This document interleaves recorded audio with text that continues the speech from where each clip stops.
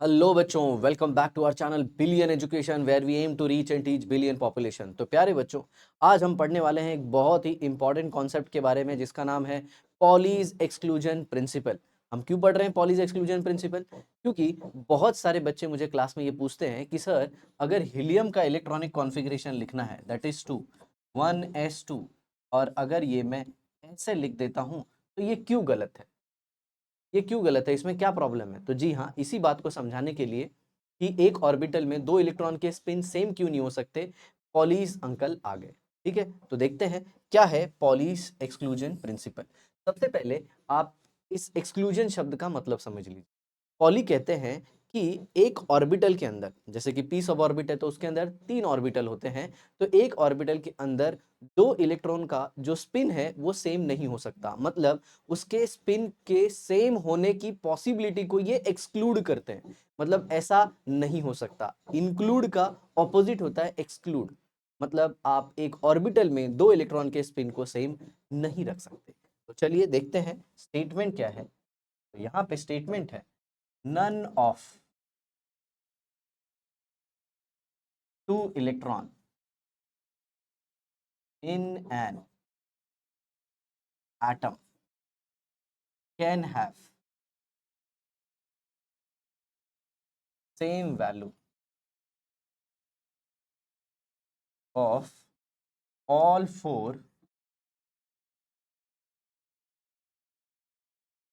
quantum number. ये कहते हैं कि एक एटम के अंदर किसी भी दो इलेक्ट्रॉन के चारों क्वांटम नंबर सेम नहीं हो सकते। मतलब ये एक एटम के अंदर सारे इलेक्ट्रॉन के बोलते हैं कि क्वांटम नंबर जो होते हैं वो अलग अलग होते हैं। मतलब 3 क्वांटम नंबर सेम हो सकते हैं, चौथा नहीं होगा। 2 सेम हो सकते हैं, बाकी के 2 नहीं होंगे। मतलब चारों सेम हो नहीं सकते, कोई ना कोई एक तो अलग होगा ही होगा। जी हाँ प्यारे बच्चों, इसे समझने के लिए आपको क्वांटम नंबर का बहुत अच्छा खासा ज्ञान होना चाहिए। मैं और एक बात बोल दूं तो ये कहते हैं कि हर एक इलेक्ट्रॉन की एक इंडिपेंडेंट आइडेंटिटी होती है। कोई भी एक इलेक्ट्रॉन दूसरे इलेक्ट्रॉन जैसा नहीं होता in terms of quantum number. तो चलिए स्टार्ट करता हूं। मैं यहाँ पे लेता हूं इलेक्ट्रॉनिक कॉन्फ़िगरेशन नाइट्रोजन का। तो ये देखिए नाइट्रोजन है, atomic number 7, electronic configuration 1s2 2s2, और ये हो गया 2p3।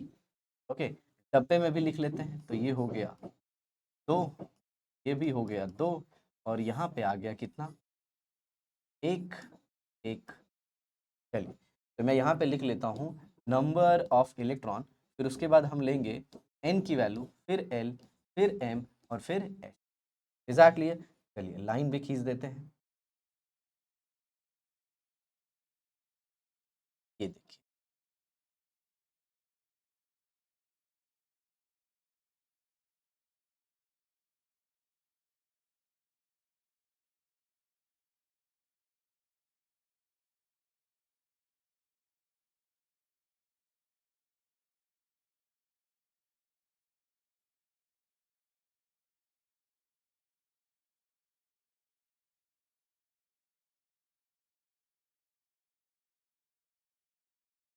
आई होप आपको चारों क्वांटम नंबर दिख रहे हैं। तो ये नंबर ऑफ इलेक्ट्रॉन है, हर एक नंबर को रिप्रेजेंट कर रहे हैं हम लोग। और फिर उसके बाद principal quantum number, azimuthal quantum number, magnetic quantum number, और लास्ट में क्या है, जी हाँ, स्पिन क्वांटम नंबर। ये देखिए, ये एस। डन।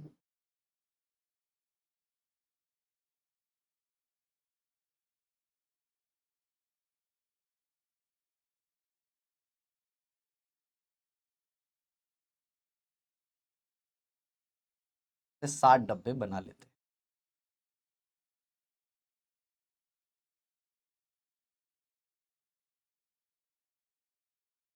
4 हो गए,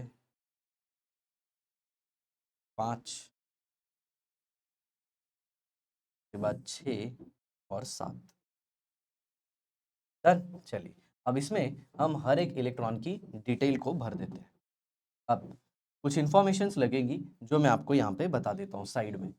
जो एल की वैल्यू है वो एस के लिए, पी के लिए, डी के लिए और एफ के लिए 0 1 2 और 3 होती है। आई होप आपको पता होगा।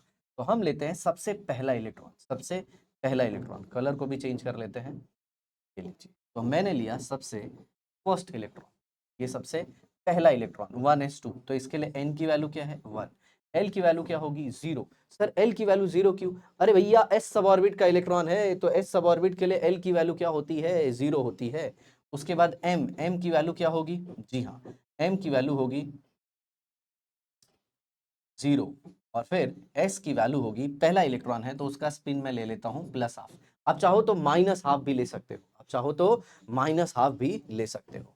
अब लेते हैं दूसरा इलेक्ट्रॉन, उसके लिए n की वैल्यू ये देखिए अभी भी 1 ही है, n की वैल्यू अभी भी 1 ही है, l अभी भी 0 ही होगा और m का वैल्यू अभी भी 0 ही होगा, क्योंकि आई होप आपको पता होगा m का जो वैल्यू होता है वो -l0 प्लस l होता है। क्या होता है? -l से लेके 0 तक और 0 से लेके +l तक, ठीक है। अब ये देखिए ये क्या हो गया -हाफ। तो देख रहे हैं ये चारों क्वांटम नंबर, ये चारों क्वांटम नंबर में 3 तो मैच हो रहे हैं बच्चों, ये 3 तो मैच हो रहे हैं, लेकिन जो आगे वाला है वो सेम नहीं है।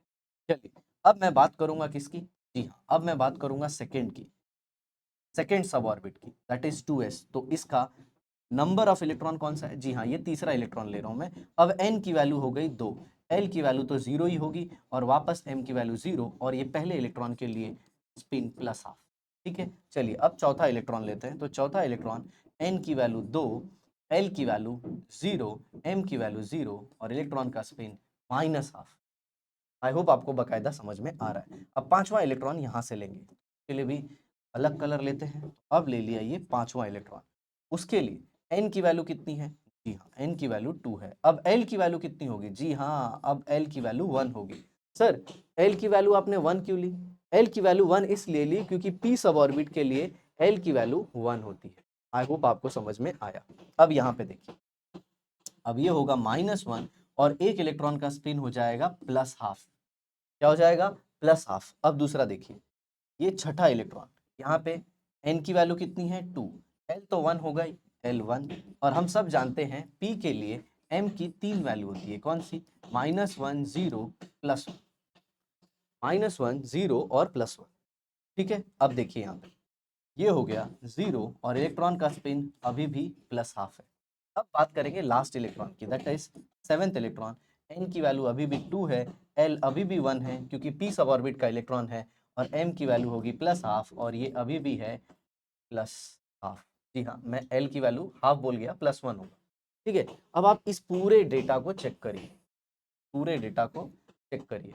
आप क्या देख सकते हैं इसमें? आप इसमें देख सकते हैं कि किसी भी दो इलेक्ट्रॉन का चारों क्वांटम नंबर सेम नहीं है। जी हाँ, पॉली जी यही कहना चाहते हैं कि एक ऑर्बिटल के अंदर चारों क्वांटम नंबर की, मतलब एक ऑर्बिटल के अंदर दो इलेक्ट्रॉन का चारों क्वांटम नंबर सेम नहीं हो सकता।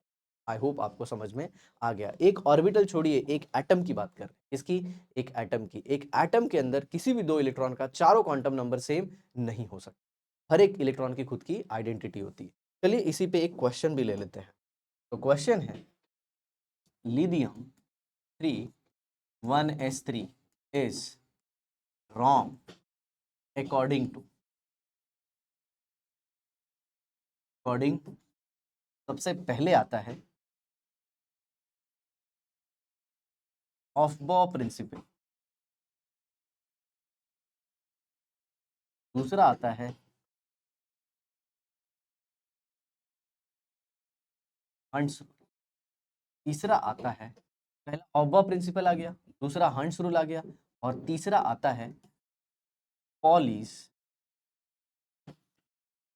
एक्सक्लूजन प्रिंसिपल, और लास्ट में जो चौथा ऑप्शन है वो है, सर मेरा फेवरेट है ये, नन ऑफ। ठीक है प्यारे बच्चों, ऐसा। तो कौन से रूल से? तो वीडियो को पॉज कीजिए और कमेंट बॉक्स में लिखिए। चलिए मैं बताता हूं इसका आंसर। तो इसका आंसर होगा बच्चों, अगर लिथियम का इलेक्ट्रॉनिक कॉन्फ़िगरेशन लिखना है तो मैं ऐसे लिखूंगा, फिर एक नीचे और एक ऊपर। तो अगर आप ध्यान से देखें तो इन दोनों के चारों क्वांटम नंबर क्या हो जाएंगे? जी हाँ, सेम। क्यों? क्योंकि ये 1s3 है तो इसका n का वैल्यू कितना होगा 1, l का वैल्यू 0, m का वैल्यू 0, इलेक्ट्रॉन का पहले का स्पिन प्लस हाफ, और दूसरे का अगर देखोगे तो n की वैल्यू अभी भी 1 है, दूसरा इलेक्ट्रॉन 0 0, लेकिन स्पिन क्या हो गया माइनस हाफ। अब तीसरे इलेक्ट्रॉन की बात करते हैं। तीसरे इलेक्ट्रॉन 1 0 0 और प्लस हाफ। प्यारे बच्चों ये दोनों वैल्यू देखिए, ऑलमोस्ट सेम हो गई, मतलब ये पॉली के एक्सक्लूजन के नियम के अगेंस्ट है, पॉली एक्सक्लूजन प्रिंसिपल के अगेंस्ट है। तो आई होप आपको पॉली एक्सक्लूजन प्रिंसिपल बहुत ही अच्छे से समझा, और इसी की वजह से आपको ये भी समझ में आ गया होगा कि हम क्यों एक ऑर्बिटल के अंदर पहले ऊपर स्पिन दिखाते हैं या फिर पहले नीचे स्पिन दिखाते हैं और फिर दूसरा वाला उसके ऑपोजिट दिखाते हैं। तो प्यारे बच्चों, इसी तरह की वीडियो के लिए चैनल पे बने रहिए। अभी तक वीडियो को आपने लाइक नहीं किया तो लाइक कर दीजिए, चैनल को सब्सक्राइब कर दीजिए और बेल आइकन को मुक्का मार दीजिए। Bye bye.